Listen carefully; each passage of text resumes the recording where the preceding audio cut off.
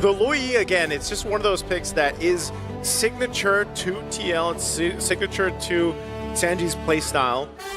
And with this kind of lineup, it can work really well for them too. You know, again, you cannot discredit the amount of damage that Eloyi can actually still bring to the table, especially in the early game. And it ruins flow. Like, that, again, that's something about it. Like, when it comes to team fights, you get those, the yin-yang and the passives popping off, and then next thing you know, you're able to diversion to where you need to go. And TLPH has been one of those teams to kind of almost abuse that macro potential that comes with it. There's the Uranus on the other side, like RORA goes with, and then to round this out for the Roam, to get in, what is Light going to go here? Gotcha still open? Yeah. Ooh. Okay. Okay, instead of going very slow and lumbering, they added just a little bit more mobility for the lineup, which is good. Pick off. And as well, that makes Oheb overthink his entries when he decides to go in with a Blazing Duet and really has to maximize the Purify. Do we just go throw it back and go Esme Uranus in the EXP lane? Or maybe an Alice might pop up too if they want a little bit more dive? Oh, there we go. Will it grant immortality? It's the Alice. So, hey, in terms of AoE, they got a lot of AoE, dude. There's a whole lot of circles. Gameplay, well, welcome. This is the rematch of our grand finals back home. It's Aurora versus Team Liquid. Will Liquid stampede yet again, or will Aurora blind them? We'll see if they can rely on that once again. As we take a look at these early rotations, it always starts there. You know, we always have to see how the jungles and even the roams are going to go ahead and play into the early potential. And, you know, not going to be too many things happening, of course, in the side lanes just yet with the nature of these heroes that were built in. But it'll be interesting also to see how Light plays this Cho. Again, he's one of the, I guess, specialists, I would say, for the Cho on that hero. And even early on, when he doesn't have that level 4 ability, that way the Dragon, he's actually able to be aggressive enough. And JP also one of them that does that exactly the same. And that's why we always highlight, you know, these teams from the Philippines, especially these two, that, again, for those that didn't catch the regular season of the professional league in the Philippines, Aurora Gaming was just unstoppable in that league and in their run in the regular season. And then, yes, unfortunately, in the grand finals, they got swept against a team at Liquid. So we'll see how those adjustments have been since that time. Yeah. Those are the emblems. Standard, Festival of Blood, Uranus, the carry, Oheb and Dominkai. Usually you see this a lot with Claudes and carries want to aggressively fight each other out, while usually it's the Claude being tested early on because of the damage. Bro, he flickered! Flicker in on their turret, can't get the last hit! Plot armor, Oheb gets away with literally 1 HP. Oh man, that's gotta feel bad. You know, you're so close, but again, the carry, you just don't have that range, and both battle spells used up in that too. Oh man! Well, without the flicker now for Dominkai, he probably is not going to find a lot of those aggressive options in lane. Now first turtle is up. JP has the vision, Edward zoning them out. Uh-oh, Purify out already. Mountain Shocker catches 2. Light is able to go for Jiku. No, now that's the diversion. Oh, gets taken out by Yue. Sanji gets in. The Throne of Ruin is able to lock Edward down now as Sanji gets in the yin-yang reactions. It's Sanford walking back up over to Demon Kai 1-1. And it's the mid laners who have the kill, but Aurora got the neutral objective. A 1-1, a turtle in the hands of Aurora. A great little bit of a skirmish there for that broke out. You know, good thing Yue was able to set up that RWM to get the first blood and take out Carl TZ, but still, Team Liquid is able to at least get something out of that fight to keep themselves obviously pretty much neck and neck right now. This is the Realme hand cam brought to you by the M7 official gaming phone, Realme 15 Pro 5G. It is Demon Kai that we were looking at again. It is his birthday, so looking to add a win alongside adding another year to his life. Team Liquid, excuse me, for Yue, I just want to say, great call to commit the real-world manipulation to make sure Carl TZ goes down. Sanji wanted to bring Carl TZ in through the ultimate, but Yue, even though he could have saved that for the bigger fight, he said, nope, the prize is right there. There's a jungler, I'll take him out. You get a real-world manipulation. Ooh. Oh, they get a diversion too. Okay, so just nothing like, yeah, nothing too crazy. I think this is what we kind of expect with Sanji to use. Sometimes he's just going to go ahead and use it to go ahead and get a little bit of a faster rotation for Carl TZ. And again, nothing too, you're not going to, with these kind of lineups, they're all fighting around the objective. This is not one of those things until that level 4 does come available, which they have now. If Light can get a kick, great. If he can't, then nothing too exciting until that objective fight comes out. Again, if you're a newer fan, Filipino MLBB, yes, significantly slower, but we would like to use the word methodical, as both teams are just trying to build advantages through the minion waves all throughout, try to find an opening. Turtle's going to be up in 8. Oracle already locked in for that Alice, but there is a glowing wand for USE. Okay, so I know we talked about this earlier too, the glowing wand not being like too much of a priority, but obviously with this composition, you need it. You know, you kind of need it against this Hylos. But Vitalize that diversion was used to the purple buff. To the purple buff instead. They just want to give this up.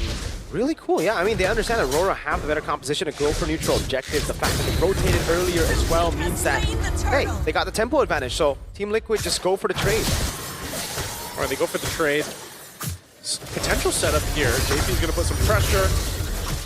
Glorious Pathways on out defensively, but he's going to want to be doing this from here and there. You know, giving the OHEB that space to go ahead and farm up on this Claude, who needs that time to go ahead and farm up. I think you're still going to see this, though. Like, OHEB and Dominkite, they've been notorious for just duking it out like this. Yeah. Blazing Duet going to be used up, but I don't think they... Do they put more pressure here? Yeah. All just the farm, by the way, right? The Blazing Duet, great rotation from RORA. And for Team Liquid, again, I really like the creative usage of the diversion so far to get Carl TZ into spots that he would usually not be able to find himself. Yeah. It's really a much lower game for Team Liquid this time around. I believe there's a significant gold lead for Dominkite over OHEB. OHEB looks like he's at around 3,000. 5,000 gold, or 500 gold. 500 gold, yeah. Okay, yeah, 500 gold. It looked like 1,000 earlier. If you look at the rankings, there you are. Yeah, OHEB slowly climbing up, but of course with how Dominkite has been able to manage him in the gold lane, this is as expected. While Aurora are playing to their strength, Team Liquid are playing to theirs as well. Yeah, very interesting just how, if you think about what Team Liquid is doing, they're playing in a way that's sort of defensive, like they're just playing the macro. They do get a flicker out here from Yue, but this is also just to avoid Light being able to set things up. If you notice, with a Cho, anytime it's picked up, teams want to go ahead and play into that way of the Dragon, set things up the earliest they can.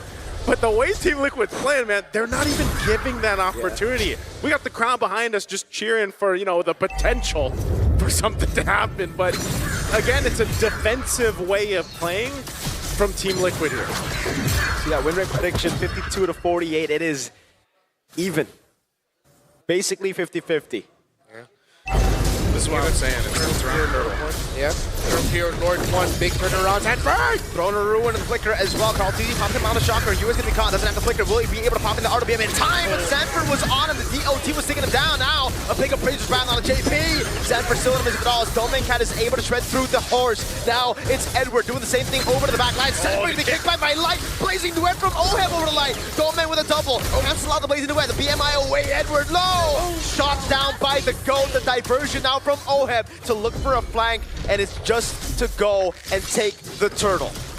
I thought they were going to hunt them down. Yeah, and Team Liquid knew that they had the turtle locked in already. Great patience by OHEB to save his Blazing Duet. Almost got caught off by a chain of crowd controls, but survived in the end. And after that long engage, it's Team Liquid who walks away with the turtle, and even a crab coin there for Carl TZ.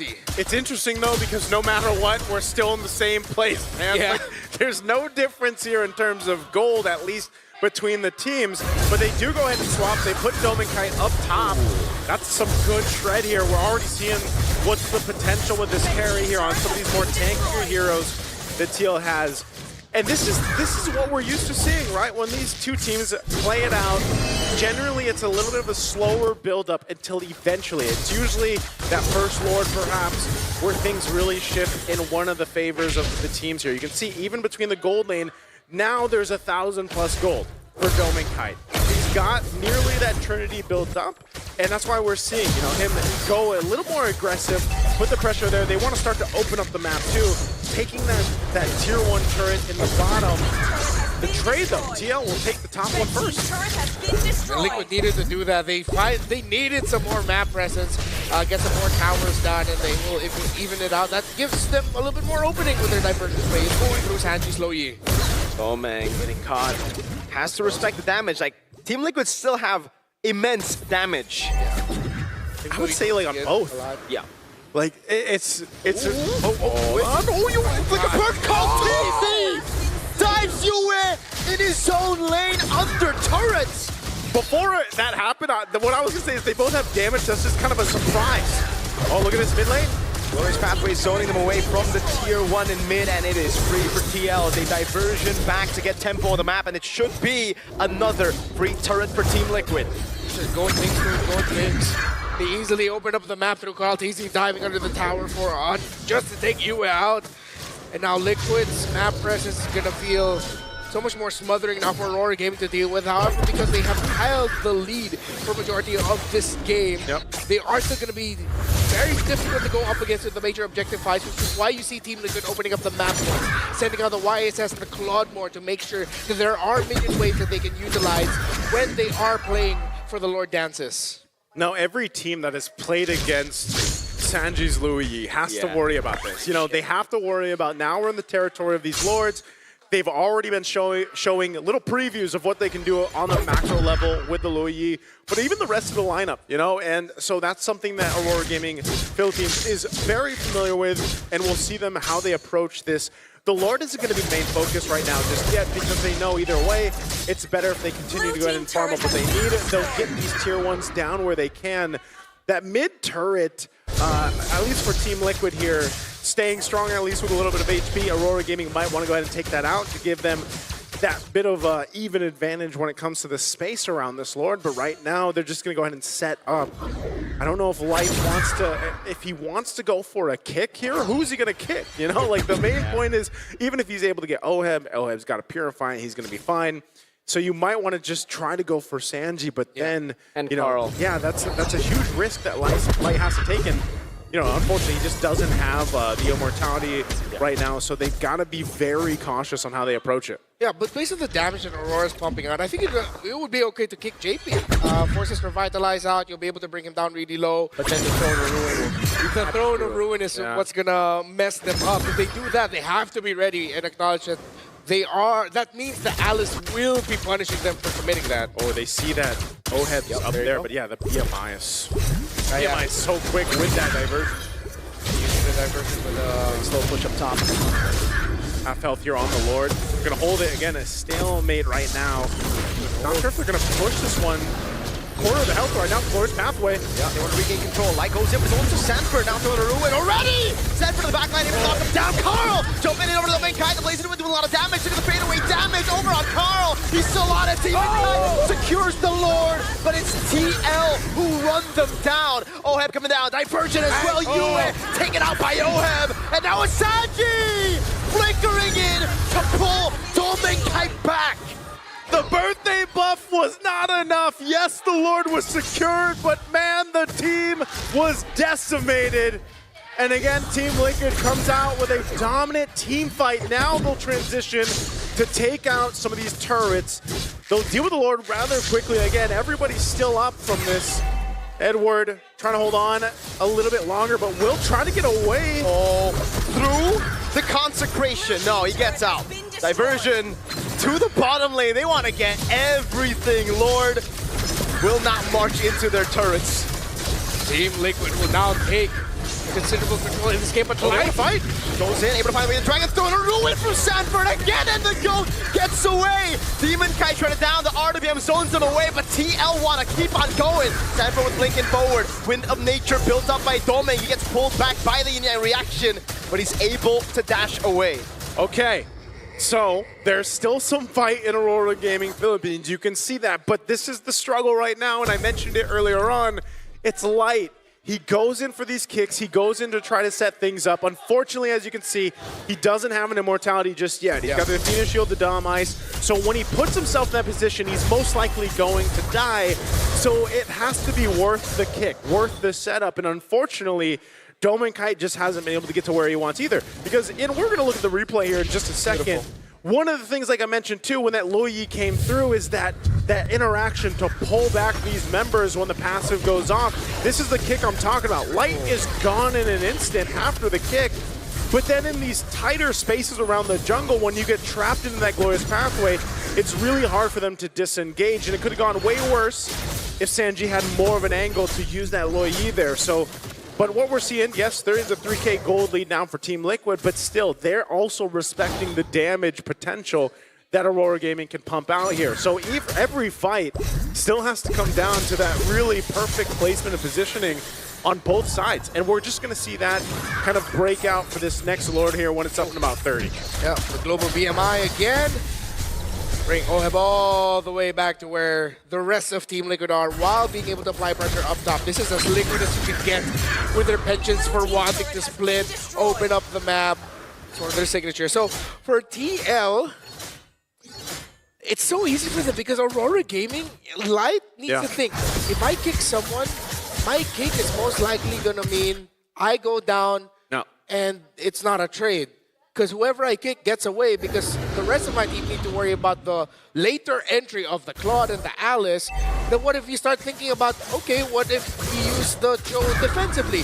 But then who initiates? Uranus that just stands and eats damage? Yeah, oh no. Okay, Edward.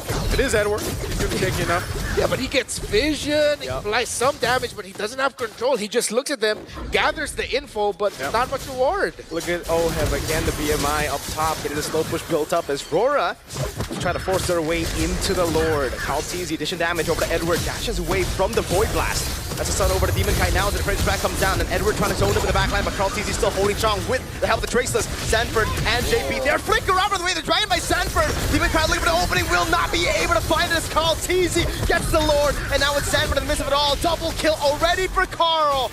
It's perfect from Team Liquid.